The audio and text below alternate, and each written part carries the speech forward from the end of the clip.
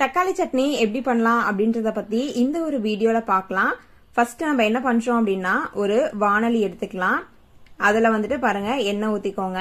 அடுத்ததா எண்ணெய் காஞ்ச உடனே மீடியம் சைஸ்ல ஒரு 3 தக்காளி, ஒரு 10 பல்லு பூண்டு, 2 வரமிளகாய் இதை வந்துட்டு எடுத்துட்டு நல்லா பொன்னிறமா வதக்கிக்கலாம்.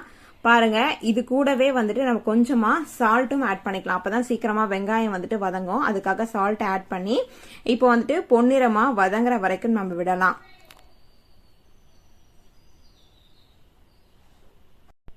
அடுத்ததா ஒரு 6 தக்காளியை வந்துட்டு நம்ம இந்த மாதிரி கட் பண்ணிட்டு அதுவும் சேர்த்துட்டு நல்லா வந்துட்டு ஃப்ரை பண்ணிக்கலாம். ஏன்னா நல்லா வதங்குச்சு அப்பதான் வந்துட்டு நமக்கு வந்துட்டு இந்த தக்காளி சட்னி நல்லா இருக்கும். அதனால நல்லா வதக்கிக்கோங்க.